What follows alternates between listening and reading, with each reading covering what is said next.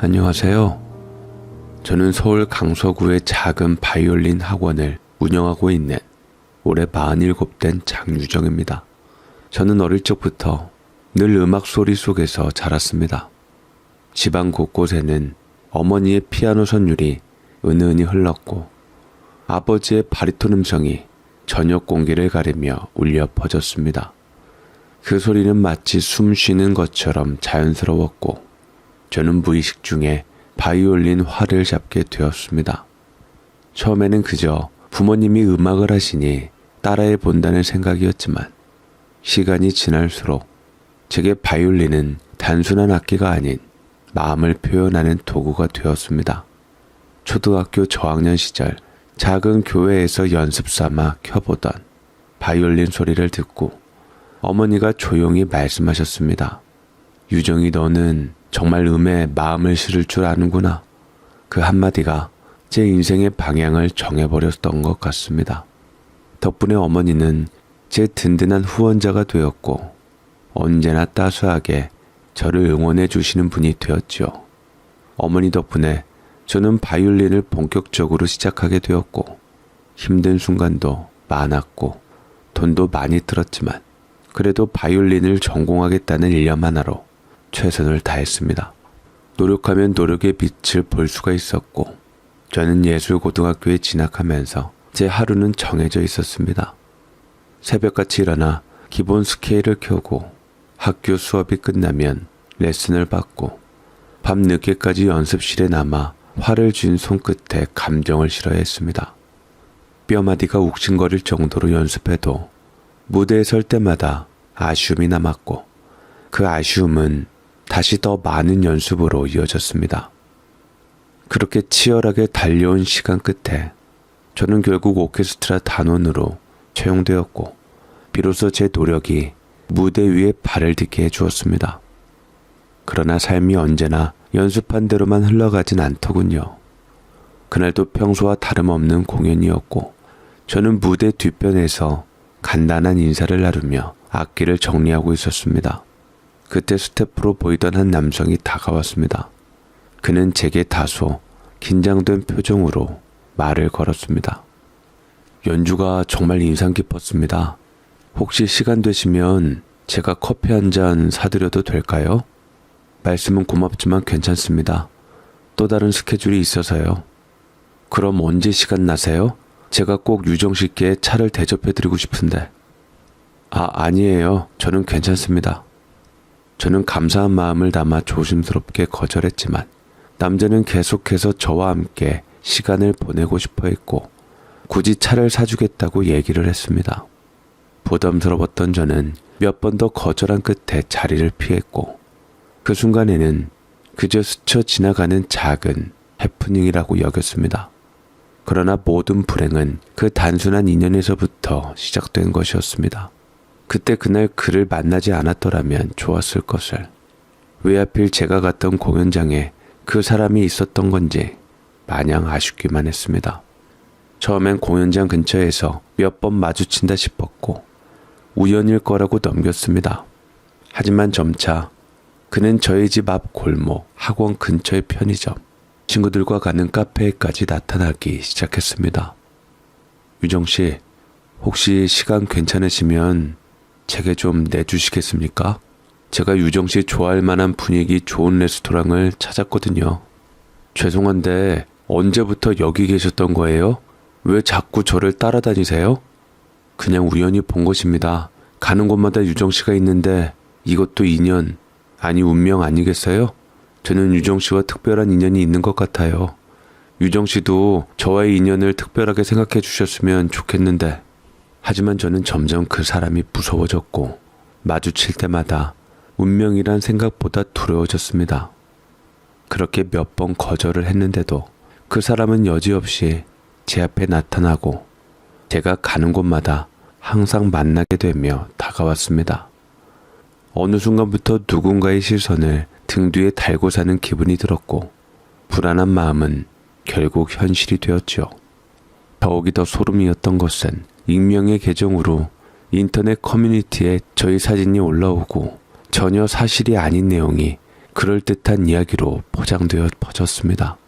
제가 그 사람을 먼저 관심을 표현했는데 정작 다가가니 자기를 내치며 싫은 티내고 모욕을 주었다는 내용이었죠. 더 이상 참을 수가 없었습니다. 처음엔 단순한 관심이라 생각했지만 그 관심은 곧 공포로 바뀌었습니다. 그러던 때에 저는 더 심각한 일을 겪게 되었습니다. 날마다 공포와 두려움으로 살던 제게 그 주변에서 다들 경찰에 신고를 하라 했지만 이러다 말겠지, 혹여나 경찰에 신고해서 긁어 부스럼을 만들게 되진 않을까, 더 큰 해코지를 당하지 않을까 무서웠던 저는 항상 곤두세우며 숨어 다니기 일쑤였습니다. 그렇게 웬만하면 밖을 잘 안 나가고 집 연습실만 오가고 있을 때 우연히 세차를 맡기는 일이 있었습니다. 그 세차가 끝나고 결제를 할 때 심각한 얼굴로 제게 뭔가를 내밀더라고요. 이거 위치 추적기 같은데 내부 세차할 때 제가 발견했거든요. 혹시 이런 거 차에 달려있는 거 알고 계셨어요? 네? 위치 추적기라니요? 그럴 리가. 알아보기 어렵게 작게 붙어 있었는데 저희가 발견했습니다. 모르셨다면 이거 붙여낸 사람 찾아서 신고해야 할 것 같은데요. 세차 직원이 주는 것을 보니 아주 작은 것이었고 저는 온몸이 떨려서 그 자리에 주저앉고야 말았습니다. 증거는 없지만 분명히 그 사람의 짓인 것 같았습니다.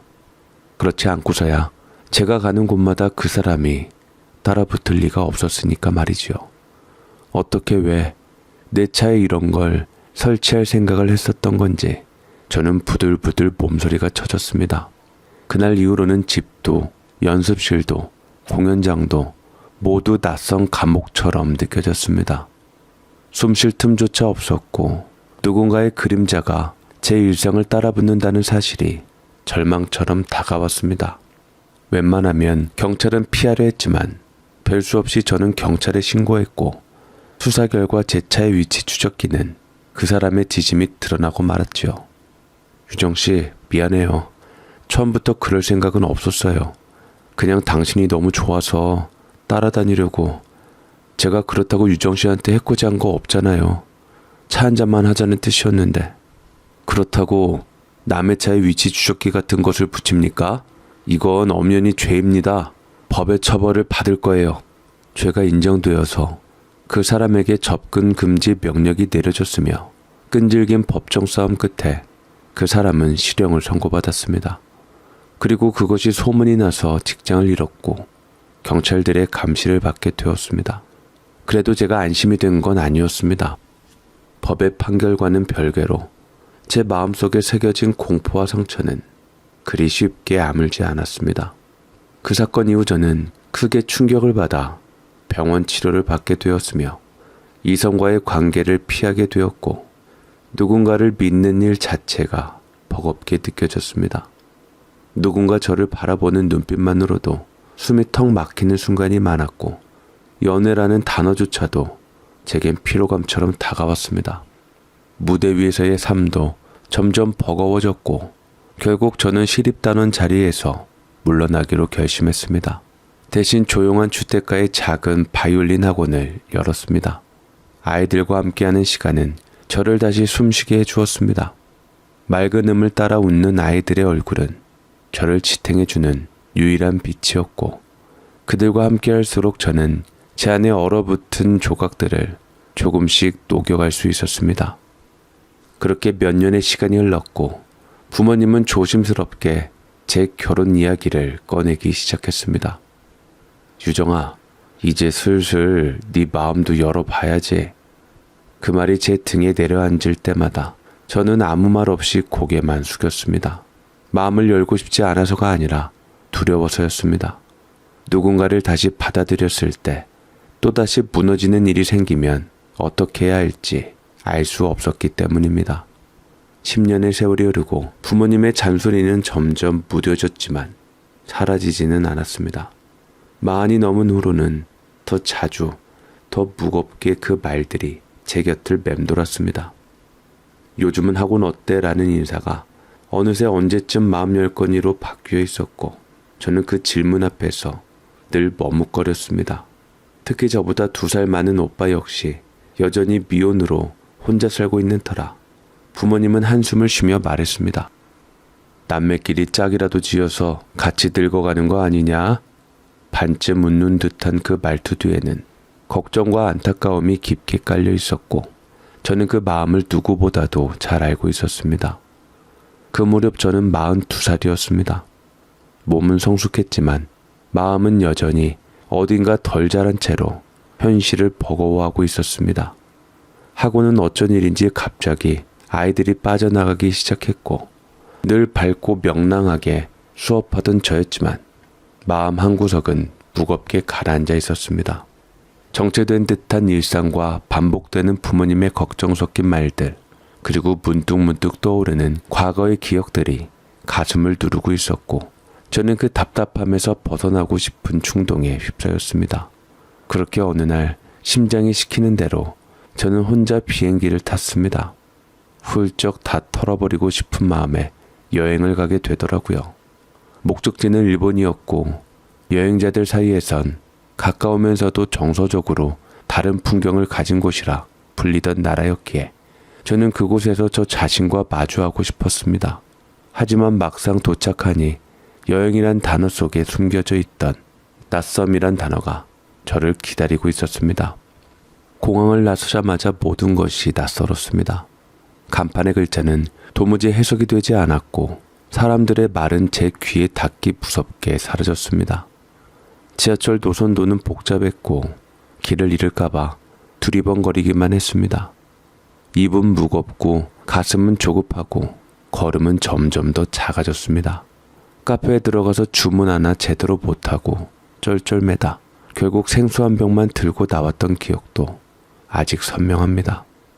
그 며칠의 여행은 저를 위로하기보다는 오히려 저의 약함을 적나라하게 드러내는 시간이었습니다. 혼자서도 괜찮을 줄 알았는데 난 왜 이리 작아졌을까라는 생각이 꼬리에 꼬리를 물고 따라다녔고 그 막막함은 밤이 되면 더욱 짙어졌습니다. 호텔 침대에 누워 가만히 천장을 바라보며 한참을 멍하니 있었던 날 저는 문득 스스로를 조금이라도 바꿔야겠다는 생각이 들었습니다. 이 낯선 곳에서 무언가 배워가자. 적어도 다음에 다시 올 땐 덜 두려워하자. 그 결심이 씨앗이 되어 한국으로 돌아오자마자 저는 집 근처에 있는 일본어 학원을 찾아 등록했습니다. 단순히 언어를 배우는 것만이 목적은 아니었습니다. 낯선 나라의 말이 아닌 낯선 내 마음을 다시 이해하고 싶었습니다. 마치 오래된 악보를 다시 펼쳐 하나하나 음을 짚어보는 듯 저는 일본어를 통해 잊고 있던 도전의 감각을 되찾고 싶었던 것인지도 모릅니다. 잘 오셨습니다. 언어를 배우는 건 또 다른 자신감을 키우는 일이에요. 수업 받으시다가 도움 필요하심 언제든 연락 주세요. 일본어 학원의 원장은 제 또래로 보이는 남성이었습니다. 처음 그를 봤을 때 저는 마음을 닫은 채로 앉아 있었고 그는 단정한 셔츠에 가벼운 미소를 머금은 얼굴로 교탁에 섰습니다. 목소리는 차분했고 말투는 부심한 듯 부드러웠으며 눈빛엔 묘하게 사람을 안심시키는 무게가 깃들어 있었습니다. 하지만 그때까지만 해도 저는 선생이니까 저 정도는 기본이겠지 하며 선을 그었습니다.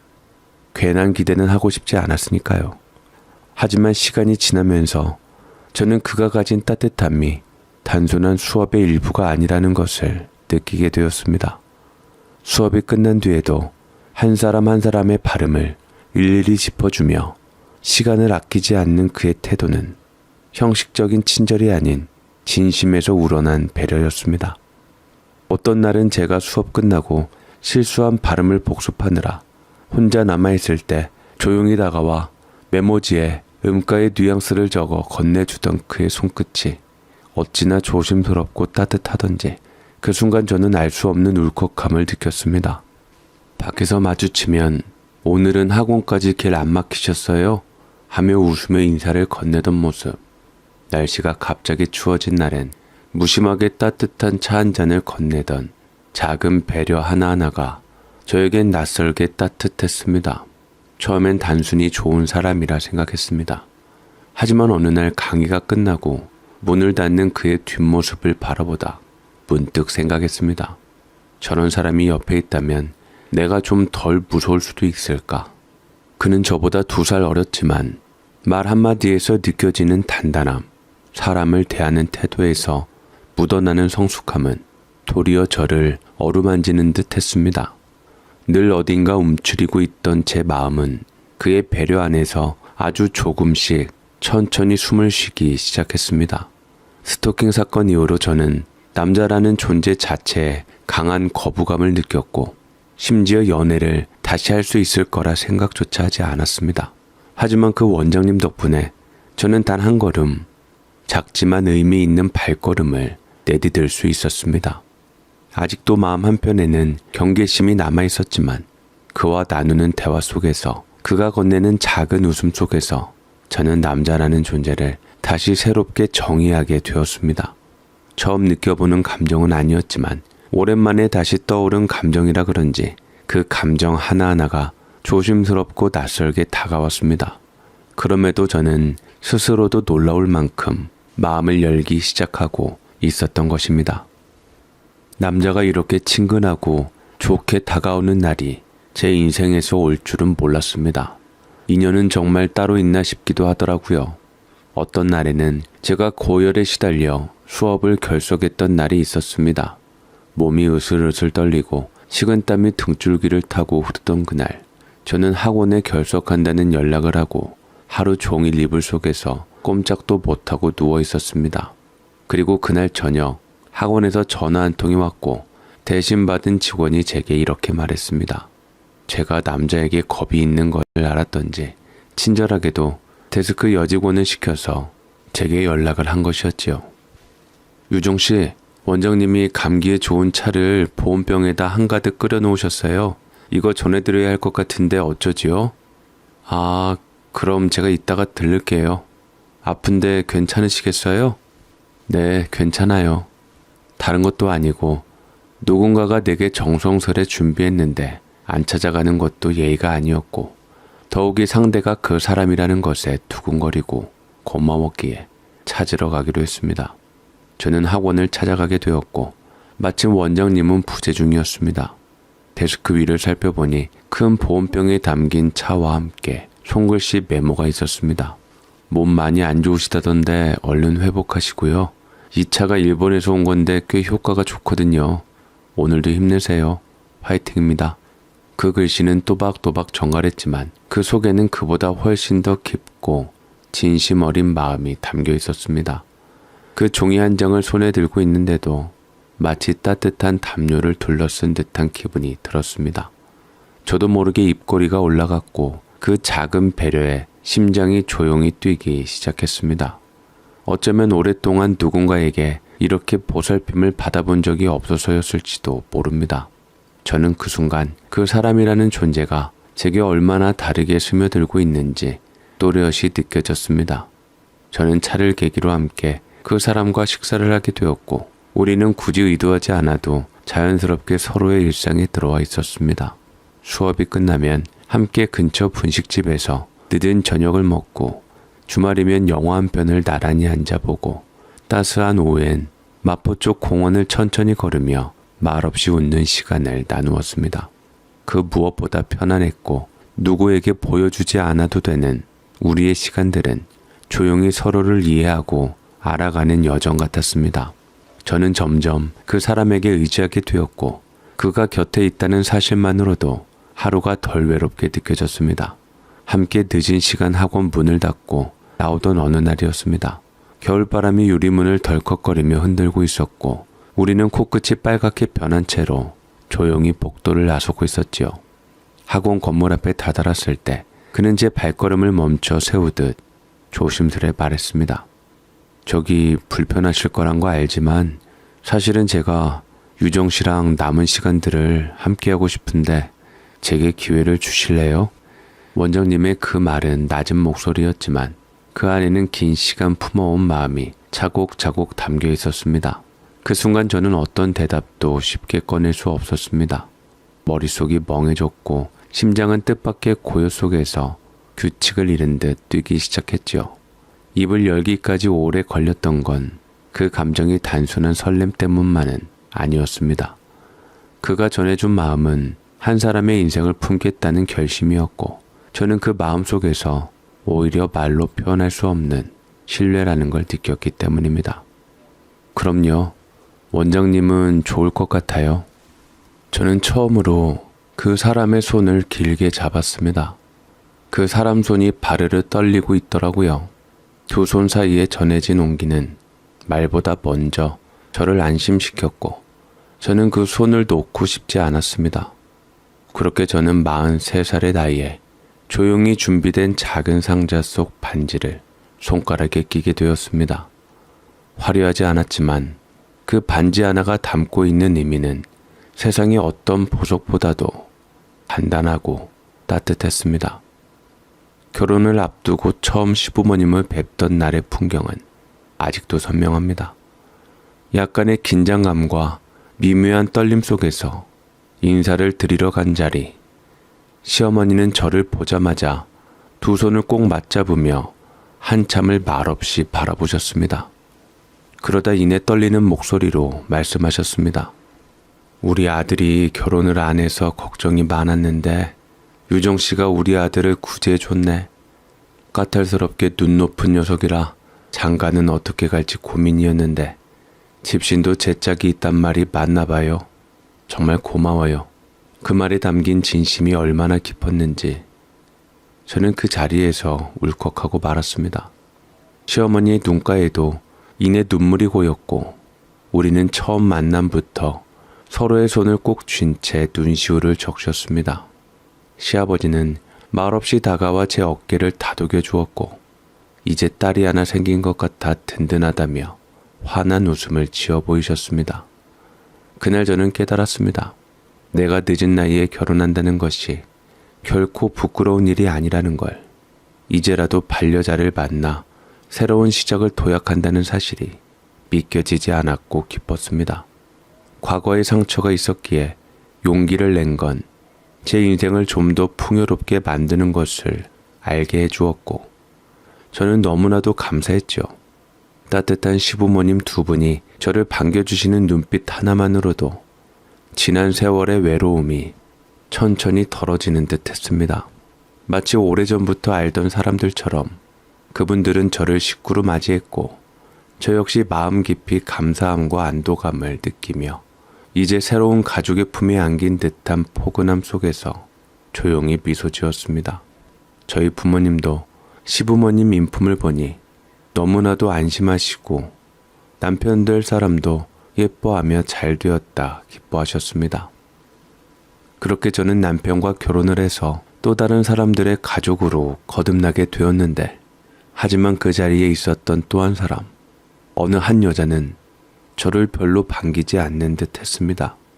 처음 인사를 건넬 때도 그 여자는 제 얼굴을 정면으로 마주보지 않았습니다. 눈동자는 피켜나 있었고 미소라 부르기엔 너무 억지스러운 입꼬리만이 형식적으로 올라가 있었죠. 그리고 잠시 침묵이 흐른 뒤 그 여자는 제게 이렇게 말했습니다. 참 돈이 좋긴 좋네요. 옷이 날개라더니 비싼 것 걸치니 좀 봐줄만 하네요. 그 말은 얼핏 듣기엔 칭찬처럼 들릴 수도 있었습니다. 하지만 그녀의 억양은 바늘처럼 뾰족했고 그 눈빛은 단 한치의 호의도 담고 있지 않았습니다. 그 말 한마디가 가슴 어딘가를 콕 찔러왔습니다. 그 자리는 저를 환영해주는 자리였고, 저는 그 따뜻함 속에서 안심하려 했는데 그녀의 시선 하나로 공기가 한순간에 싸늘해졌습니다. 그 사람은 일찍이 남편 형님에게 시집와 남편보다 무려 16년 전 먼저 결혼해 시댁에 들어온 시댁의 첫 번째 며느리였습니다.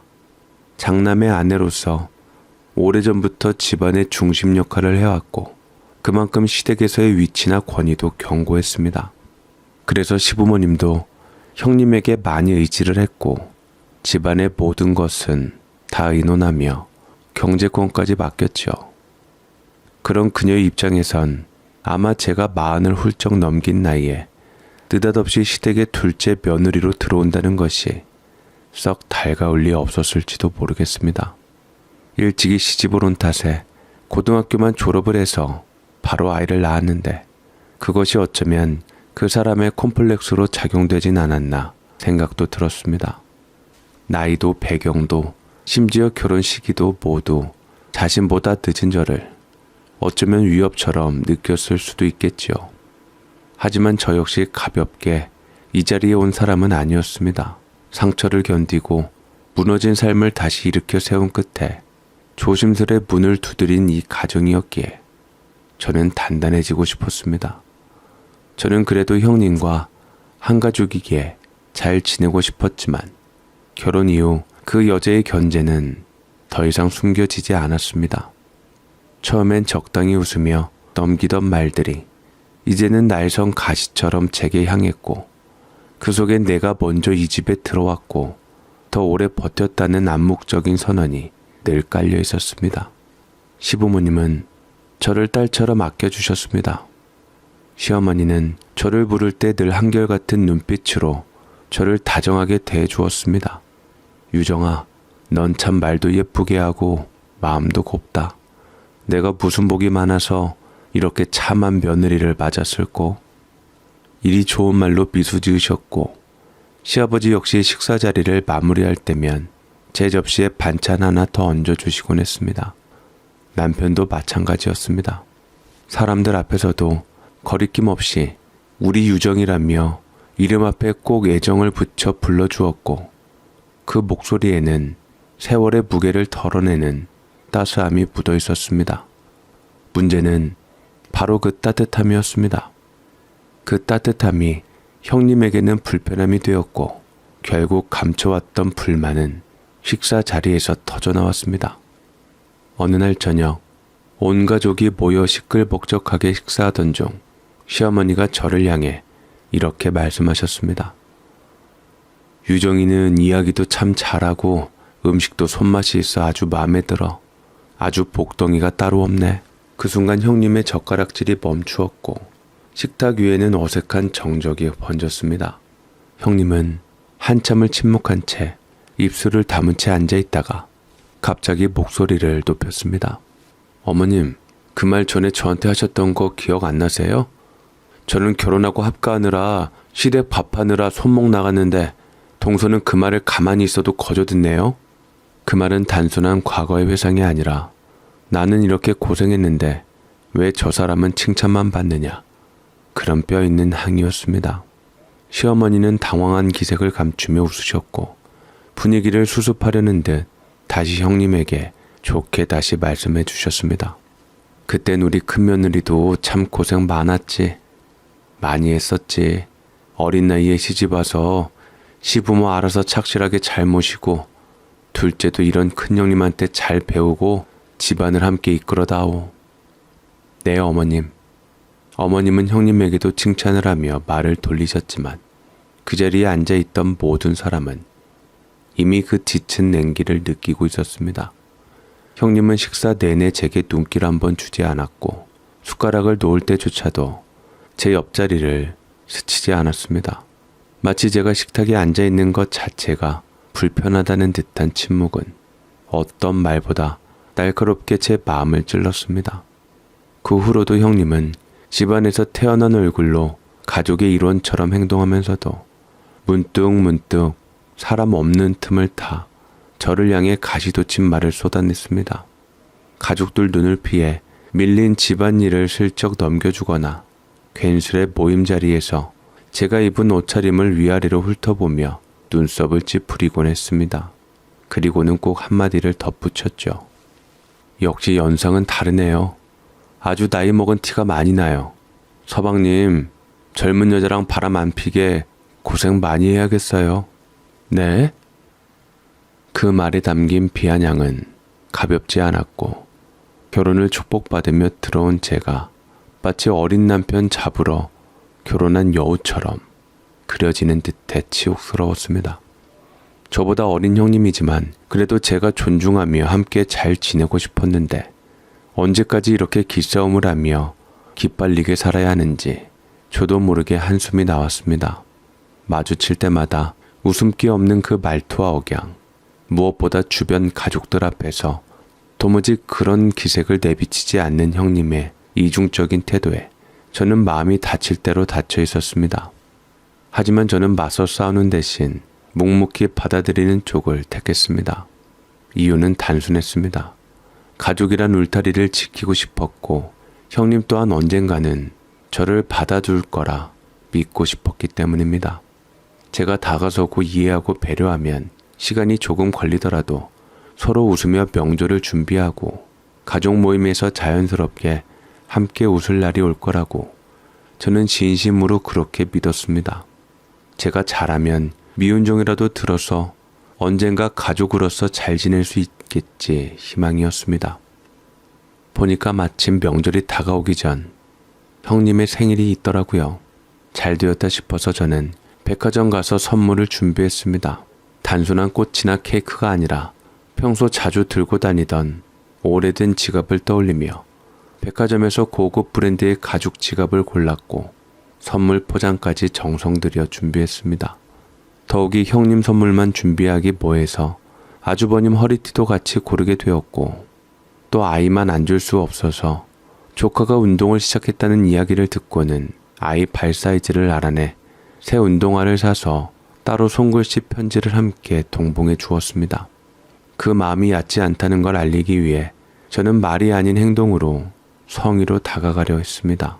그 선물들을 건넬 때 저는 마음 한구석에 작은 기대를 품고 있었습니다. 이번만큼은 진심이 전해지기를, 이번만큼은 형님의 눈빛이 조금은 부드러워지기를 말입니다. 형님, 생일 축하드려요. 작은 거 준비했는데 부담스러워 마시고 받아주세요. 형님은 제가 내민 백화점 봉투를 받아들었고 아주버님은 너무나도 고마워했던 반면 형님은 참으로 싸늘하기만 했습니다. 아니 더 정확한 건 정성이 무색해질 만큼 모멸적인 반응이었다고 표현을 해야겠군요. 형님은 선물을 받자마자 마구잡이로 포장을 찢은 다음 지갑을 보고서 시선을 비틀어 보며 무표정하게 제 앞에 툭 던졌습니다. 아주버님이 더 당황스러워하며 얼른 주었는데 형님이 또 그걸 말리더라고요. 저는 이게 뭐 하자는 거지? 아무리 선물이 마음에 안 들어도 이렇게 무리하게 할 수 있나? 저는 기가 막힌 상태로 쳐다보았습니다. 형님, 아무리 마음에 안 드셔도 그래도 드리는 성의가 있지. 이건 아닌 것 같은데. 지금 날 가르치겠다는 거야? 선물하려면 똑바로 해야지. 이런 건 내 취향이 아닌데 내가 고맙단 소리 하면서 챙기는 척이라도 해야 돼? 난 이 브랜드 돈에 비해 싸구려 티나서 안 써. 수준 있는 걸 사와야지. 어따 이런 걸 대? 그 말 한마디에 제 손끝이 얼어붙는 듯 했습니다. 한 땀 한 땀 마음을 담았던 정성이 그녀의 입에서는 조롱이 되어 뱉어졌습니다. 숨을 한번 크게 쉬려 했지만 그마저도 허락되지 않았습니다. 운동화를 받아든 조카가 눈을 반짝이며 고마워요 작은엄마 하고 말했을 땐 잠깐 마음이 놓이기도 했지만 그마저도 형님은 모른 척 넘어가지 않았습니다. 아유, 이것도 우리 애가 안 신는 브랜드네. 좀 알고 사와야지. 운동화라고 다 운동화야? 개인 스타일 같은 건 고려 안 해? 진짜 눈치가 없어서 문제야. 그 말이 끝나자 조카의 웃음도 사라졌고 제 마음에는 다시 또 굵은 금이 하나 그어졌습니다. 억지로 입꼬리를 올려 미소를 지었지만 마음속에선 부끄러움과 서러움이 한꺼번에 올라왔습니다. 이게 뭔가 싶었습니다. 좋은 사람이 되려는 노력이 왜 이토록 조롱거리로 전락해야 하는지, 나는 그저 진심을 다했을 뿐인데 왜 이 집에서는 그 마음이 가볍게 짓밟히기만 하는 걸까? 그날 이후 마음 한쪽에서는 매일 조금씩 무언가가 부서져 나가기 시작했습니다. 나는 가족이 되려고 노력을 했을 뿐이었는데 그 사람은 단 한 번도 나를 가족으로 받아들일 생각이 없었던 것일지도 모른다는 생각이 들었습니다. 그리고 결국 그 감정은 터져버리고 말았습니다. 시아버지의 생신이었고 온 가족이 모여 웃으며 축하하던 밤이었습니다. 식사가 무르익고 시아버지께서 좋아하시는 막걸리를 기울이며 분위기는 한껏 화기애애해졌습니다. 저는 시어머니와 함께 조용히 상을 치우고 있었고 빈 그릇을 들고 부엌으로 들어서려던 찰나 형님이 조용히 뒤따라 들어와 무표정한 얼굴로 고무장갑과 수세미를 제 앞에 내던지듯 내려놓았습니다. 동서, 이거 설거지랑 반찬 정리까지 30분 안에 끝내. 1분도 어기지 말고 정확하게. 알았어? 그 말은 부탁이 아니었습니다. 협의도 아니었고 심지어 체면도 없었습니다. 명백한 명령이었고 그것도 손님들 앞에서 시댁 어른들의 생일잔치라는 경사 앞에서 내뱉은 도저히 이해할 수 없는 무례였습니다. 순간 숨이 턱 막혔습니다. 피가 거꾸로 솟는 느낌이었고 속이 울렁거릴 정도로 모욕감이 밀려왔습니다. 가만히 듣고 있던 시어머니의 손끝이 덜덜 떨리는 게 보였고 표정은 얼어붙은 채 아무 말도 하지 못하셨습니다. 그 짧은 순간 온몸이 뜨겁게 달아오르는 듯 했고 저는 그동안 꾹꾹 눌러 담아왔던 분노를 더는 참을 수 없었습니다. 저는 들고 있던 수세미를 그대로 싱크대 위에 던졌습니다. 하지만 묵직한 툭 소리가 울렸고 부엌 안의 공기가 찢어진 듯 정적이 흘렀습니다. 형님, 해도 너무하시네요. 아무리 제가 동서지만 이게 무슨 태도예요? 언제까지 형님의 불합리한 태도를 제가 참아줘야 돼요? 그 말은 제 안에서 몇 년을 누르고 참아왔던 감정이 처음으로 목소리를 가진 순간이었습니다. 그동안 너무 많은 말들을 꾹 삼켜왔고 너무 많은 상황을 웃으며 넘겨왔기에 더 이상은 안 된다는 생각이 온몸을 타고 올라왔습니다. 그 말이 입에서 튀어나가는 순간 제 얼굴은 달아올라 있었고 심장도 마구 뛰었습니다. 형님은 제가 그 자리에서 대꾸하리라고는 생각하지 못했던 모양입니다. 순간 눈이 휘둥그레지더니 어처구니 없다는 표정으로 저를 노려보며 이렇게 말했습니다. 어딜 눈을 그렇게 부릅뜨고 그래? 어휴, 진짜 이래서 나이만 많고 눈치는 없지. 그리고는 순간적으로 손을 들여다 말았습니다. 순간 그 손이 제 뺨으로 날아올까 싶어 숨이 멎었지만 형님은 뒤에 어른들이 있다는 걸 의식했는지 끝내 손을 내리고는 입꼬리를 삐뚤게 올린 채 말했습니다. 이렇게 하면 재미없을 줄 알아? 어디 두고 봐. 그 말에 경고 같은 오만함이 담겨 있었고 그 눈빛은 마치 넌 여기서 이방인이야 라는 선언처럼 느껴졌습니다. 그때 조용히 다가오던 시어머니가 부엌 문을 밀고 들어오셨습니다. 무슨 일이냐 하고 물으셨지만 이미 부엌 안의 분위기만으로도 무슨 일이 있었는지는 충분히 느끼셨을 겁니다. 제가 고개를 돌려 시어머니를 마주본 그 순간 갑자기 가슴이 꽉 막힌 듯 울컥해졌고 결국 꾹 눌러두었던 이야기들을 조심스럽게 꺼내기 시작했습니다. 그간 있었던 말들, 받은 상처들, 형님이 가족들 몰래 제게 던진 말들, 그리고 오늘의 이 상황까지 시어머니는 제 말을 가만히 들으시다가 아무 말 없이 한참을 서 계셨습니다. 표정이 천천히 굳어졌고 입가의 떨림이 그분도 당황하고 계심을 보여주었습니다. 그리고 결국 아주 단호한 목소리로 말씀하셨습니다. 일단 큰애가 너한테 그러는 데는 이유가 있지 않겠냐? 두 동서끼리 사이좋게 지내야지. 이건 뭐 볼 때마다 살얼음판 걷는 것 같으니 당분간 서로 얼굴 보지 말고 떨어져 있는 게 좋겠구나. 둘째도 앞으로는 명절이고 뭐고 굳이 오지 마라. 우리끼리 밥 먹자. 그 말은 너무도 또렷했고 분명했습니다. 그 이후로 시부모님은 조용히 저를 따로 불러 외식을 하셨습니다. 처음엔 솔직히 많이 서운했습니다. 명절이고 뭐고 오지 마라는 말이 머릿속을 떠나지 않았고 가슴에 가시처럼 박힌 채로 저는 집 앞에 발길조차 하지 못했지요. 하지만 시간이 지나고 보니 시부모님께서는 오히려 형님의 부당함을 아시고 조용히 저를 따로 챙겨주신 것이었습니다. 식사 자리에서는 별다른 말은 없었지만 시어머니는 손수 반찬을 싸주시며 이건 네가 좋아할 것 같아서 해봤어 라고 말씀하시곤 했고 시아버지께서는 네가 오면 우리가 덜 적적하더라 는 말씀을 조심스럽게 건네셨습니다. 그 마음이야 따뜻했지만 제 마음이 마냥 후련하지만은 않았습니다. 어쩌면 시부모님 입장에선 잘못한 며느리를 혼내는 방식으로 거리 두기를 선택하신 걸지도 모릅니다. 하지만 그 선택은 결국 우리 가족의 틈을 더 깊게 벌려놓는 일이기도 했습니다. 형님은 상황을 불편해하기는커녕 시부모님과의 소통이 줄자 오히려 더 자유롭게 더 신나게 지내는 듯 보였습니다. SNS를 통해 알게 된 형님의 근황은 언제나 바쁘고 화려했습니다. 계절이 바뀔 때마다 옷이 달라졌고 한 달에 한 번은 해외로 떠났으며 호텔 조식과 고급 레스토랑 인증샷이 줄을 이었습니다.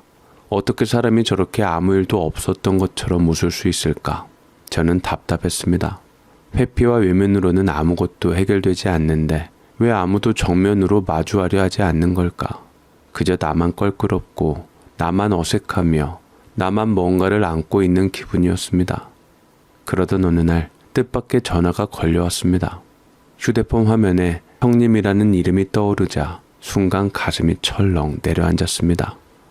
한동안 아무런 연락도 없던 사람이었기에 전화를 받을까 말까 망설이다가 결국 조심스럽게 수신 버튼을 눌렀습니다. 동서, 우리 커피 한잔 할 수 있을까? 참으로 뜬금없는 말이었지만 그 목소리는 낮고도 낯설었습니다. 마치 무언가를 단단히 결심한 사람의 어조 같기도 했고 동시에 누군가에게 기대고 싶은 사람의 간청 같기도 했습니다. 저는 잠시 주저했지만 그래도 오랜 갈등 끝에 스스로 먼저 다가오는 사람을 마냥 외면할 수는 없었습니다. 그래서 조용히 네 그럴게요 라고 대답했습니다. 그렇게 약속을 잡아서 동네에서 만나기로 하고 우리는 동네 외곽의 작은 카페에서 마주 앉았습니다. 테이블 위에 따뜻한 라떼 두 잔이 놓여 있었지만 김이 모락모락 피어오르는 그 잔들처럼 우리 사이의 공기는 쉽게 풀리지 않았습니다. 무슨 일이냐고 조심스럽게 물었더니만 형님은 한숨을 쉬며 컵을 몇 번 만지작거리기만 했고 말없이 창밖만 바라봤습니다. 저 역시 무슨 이야기가 나올지 몰라 손을 조심스레 모은 채 기다리고 있었지요. 한참의 정적 끝에 형님이 자리에서 일어섰습니다. 같이 갈 데가 있어. 어딜요? 커피 다 안 마셨는데 할 말 있으셔서 저 부른 거 아니셨어요? 정확히는 데려갈 데가 있어서 불렀지. 데려갈 곳이라니요? 가보면 알아. 형님은 그리 무심하게 대답한 후 조용히 말하며 차로 저를 안내했습니다. 의아했지만 저는 별말 없이 형님의 차에 올랐습니다. 창밖으로는 낯선 풍경이 지나가고 있었고 차는 도시 외곽을 점점 벗어나 사람의 기척이 뜸해지는 방향으로 달렸습니다. 마침내 도착한 곳은 작은 언덕 아래 자리한 음산하고 조용한 납골당이었습니다. 차에서 내려 저는 순간 당황했습니다. 여긴 어딘가요? 조심스레 물었지만 형님은 아무런 대답도 하지 않았습니다. 말없이 앞서 걸었고 저는 망설이다 그녀를 따라갔습니다. 납골당 안은 차가웠고 정적만이 무겁게 감돌았습니다. 형님은 마침내 어느 한 지점에 멈춰 섰고 가만히 한 곳을 바라봤습니다. 그 시선이 머문 자리에 놓인 작은 명패에는 한 이름이 적혀 있었습니다. 정호철. 그 이름은 제게 익숙하지도 않았고 특별한 기억도 떠오르지 않았습니다. 의아한 표정으로 그녀를 바라보자 형님은 잠시 주저하더니 조심스레 지갑 속에서 낡은 사진 한 장을 꺼내 건넸습니다. 사진 속 인물은 환하게 웃고 있는 인상이 참 좋은 남자였습니다. 따뜻한 느낌이 묻어나는 얼굴이었고 어딘가 낯이 익었습니다. 하지만 저는 도무지 그 사람이 누구인지 떠올릴 수 없었습니다. 이 사람 누구예요? 제가 떨리는 손끝으로 사진을 다시 바라보며 조심스럽게 묻자 형님은 눈을 떼지 않은 채 차분히 대답했습니다. 누군지 기억 안 나? 네? 네, 누군지 잘... 말을 잇는 도중에도 사진 속 얼굴은 자꾸만 제 머릿속 어딘가를 두드리고 있었습니다. 익숙하지만 아직 닿지 않은 감각처럼 어딘가에서 본 듯한 웃음, 어딘가에서 본 듯한 인상. 그런데 형님은 그걸 이미 알고 있다는 듯 입꼬리를 비틀며 아주 무겁고도 서늘한 한마디를 꺼냈습니다. 참 슬프다. 부질없네. 그렇게 자기를 동서에게 각인시키고자 했는데 경찰에 고소나 당하고 정작 기억도 못하고 그 순간 온몸의 혈관을 타고 차가운 전류가 훑고 지나가는 듯 했습니다. 저는 형님의 말이 무슨 뜻인지 믿고 싶지 않은 어떤 축축을 막으려 애쓰며 다시 한번 사진을 들여다봤습니다. 그리고 갑자기 머릿속이 꽝하고 터지는 듯한 기억의 번개가 지나갔죠. 그 사진 속 웃고 있던 그 남자, 그 눈빛, 그 표정. 그건 제가 오케스트라 단원 시절 무대 뒤에서 연주를 마치고 악기를 정리하던 그날 다가와 연주가 인상 깊었다며 커피를 사주고 싶다던 바로 그 남자였습니다. 숨이 턱 막혔고 손에 힘이 풀려 사진이 바닥에 툭 하고 떨어졌습니다.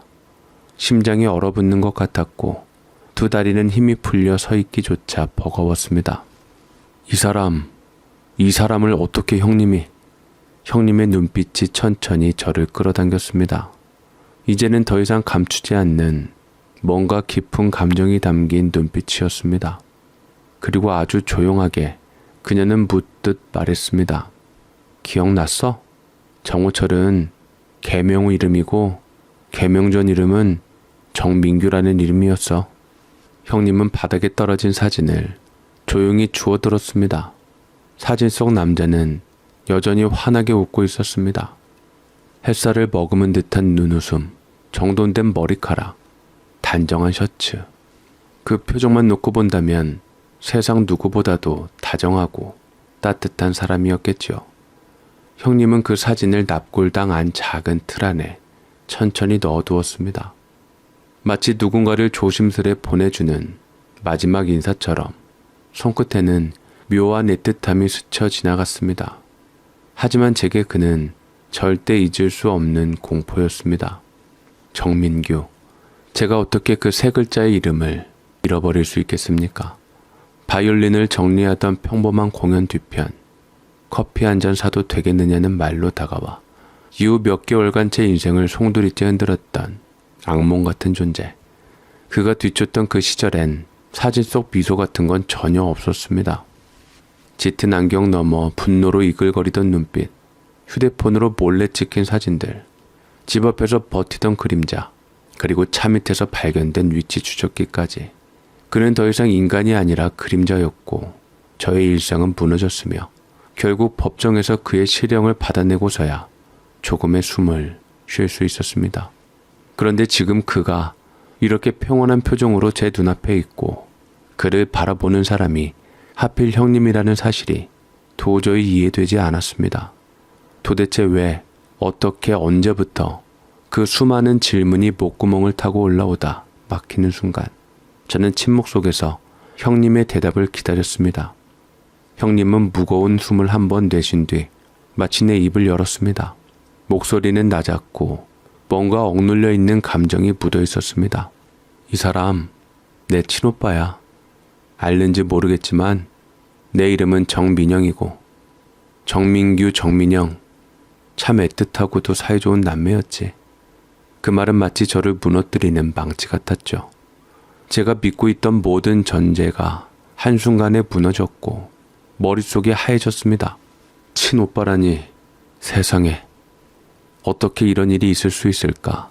그토록 날 고통스럽게 한 장본인의 친동생을 하필 내 형님으로 만나게 되다니. 그럼 처음부터 알고 나에게 적대감을 드러냈던 것일까? 목소리는 떨렸고 눈앞에 선 채 납골당 안을 응시하던 형님의 얼굴은 어딘가 오래된 상처를 꾹 눌러 담고 있는 듯 했습니다. 형님은 조용히 고개를 끄덕이며 다시 말했습니다. 물론 당신에 대해서 잘못된 사랑을 표현하긴 했지만 그 일 이후로 평생 괴로워했어. 무엇보다 당신을 꼭 만나서 진심으로 사과하고 싶어 했어. 하지만 끝내 그 말 한마디 못하고 먼저 사고로 세상을 떠나게 됐지.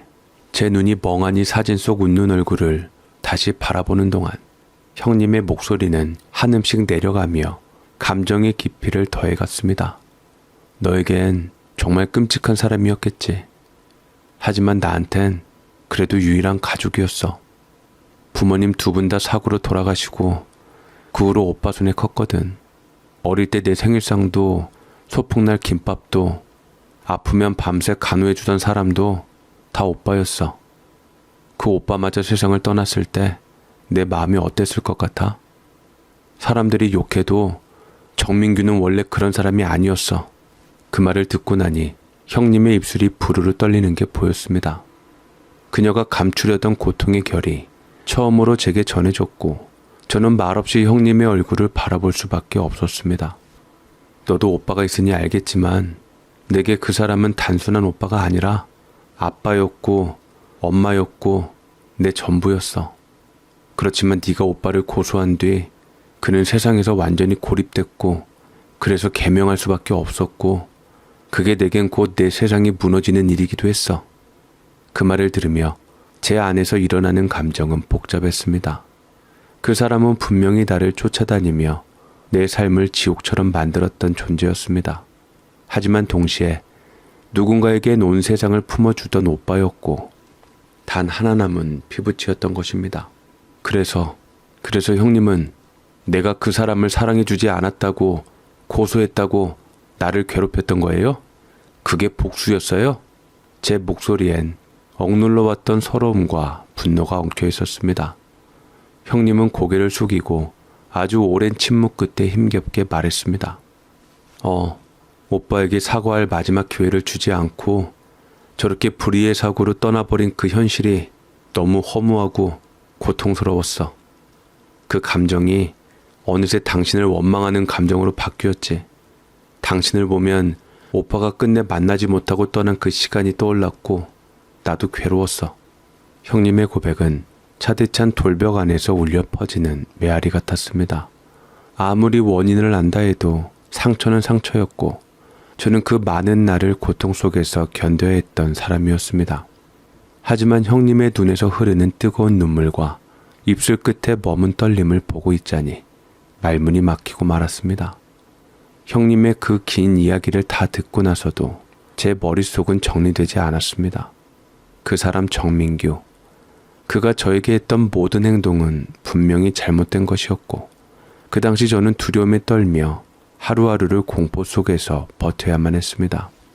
결국 접근 금지 명령까지 내려야 했고 그 사건으로 인해 저는 오케스트라 단원 자리도 대인관계도 연애라는 개념조차도 멀리하게 되었습니다.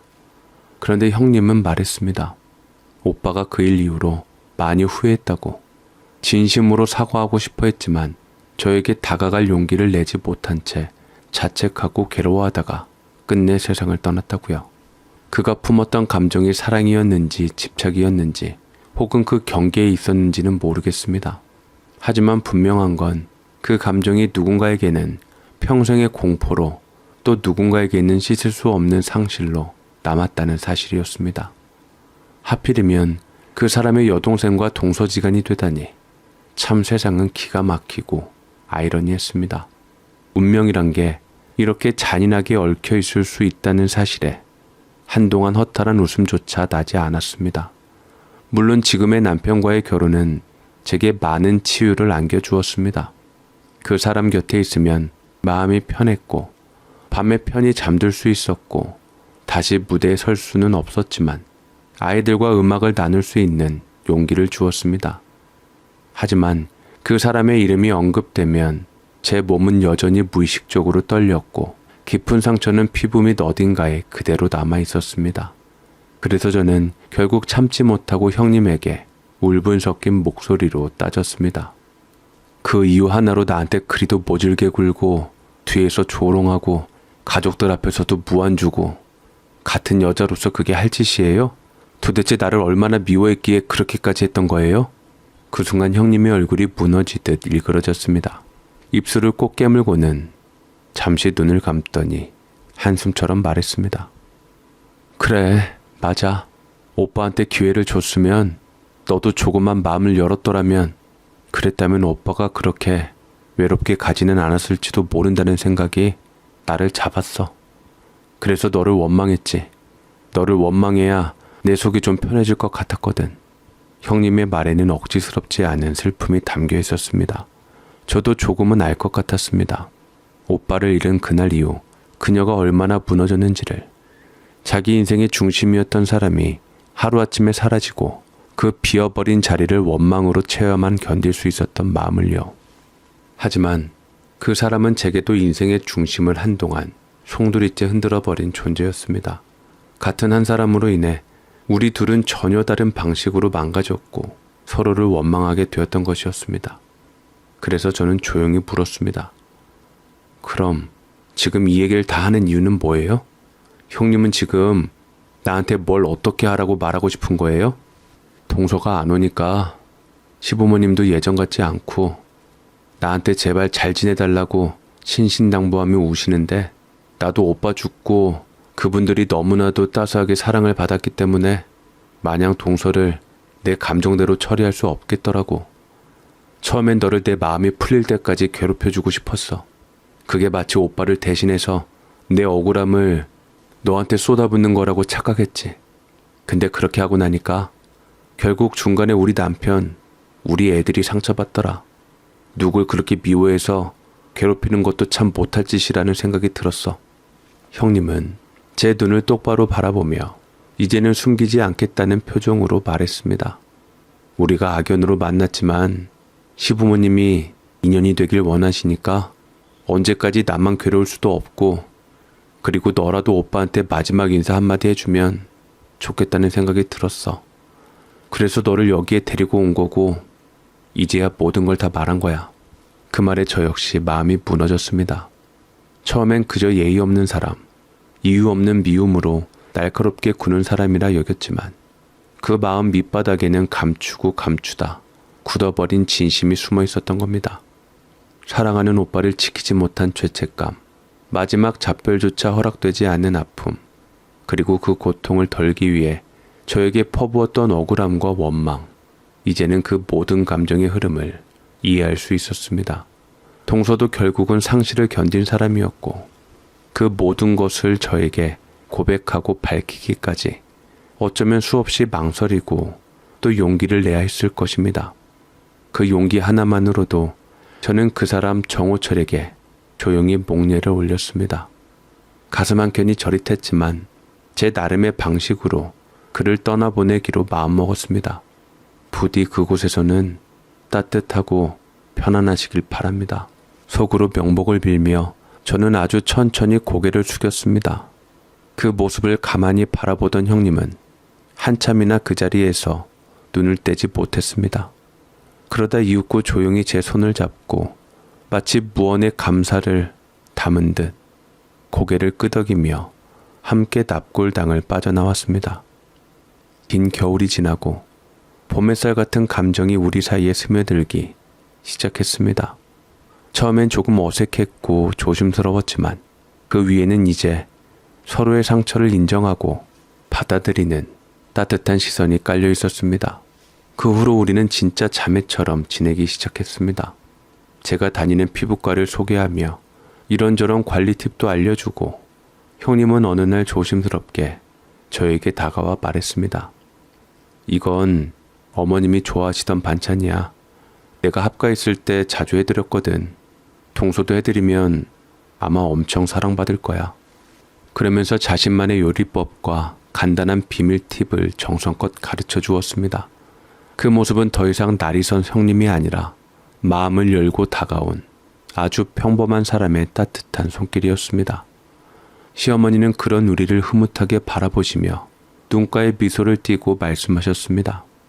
이제야 우리 집에 복이 들어왔네. 둘이 저렇게 다정한 걸 보니 우리도 마음이 놓인다. 그 말에 형님도 저도 동시에 웃음을 지었습니다. 그 웃음은 오랜 시간 걸려서야 비로소 얻게 된 평화였습니다. 지금은 주말마다 함께 커피를 마시고 옷을 고르고 작은 것 하나에도 서로 조언을 나눕니다. 7개월이라는 시간이 흘렀고 우리는 피보다 더 진한 이해와 공감으로 엮인 사이가 되었습니다. 돌이켜보면 그 긴 시간 동안 형님은 어쩌면 철이 덜 든 아이처럼 가족 안에서의 외로움을 견디느라 나를 세우고 있었는지도 모릅니다. 이젠 저는 형님을 질투 많고 차가운 사람이 아니라 그저 인정받고 싶고 사랑받고 싶었던 한 사람으로 바라봅니다. 사람은 누구나 완벽하지 않습니다. 살아온 삶의 결도, 아픔의 무게도 모두 다르지요. 그럼에도 불구하고 먼저 다가와 손을 내민 형님이 지금은 고맙기만 합니다. 그 사람의 상처를 제가 이해하게 되었고 저의 상처 또한 그녀가 이해해주기 시작했기에 우리는 아직 서툴지만 천천히 진짜 가족이 되어가고 있습니다. 대화를 포기하지 않고 마음을 조금만 내려놓고 바라보면 그 사람의 속마음은 언제나 내게 말을 걸어옵니다. 그리고 그 조용한 말은 결국 우리를 더 따뜻한 방향으로 이끌어줍니다. 제 사연 끝까지 읽어주셔서 감사합니다. 이 이야기처럼 여러분의 삶에도 언젠가 따뜻한 봄이 찾아오길 진심으로 바랍니다.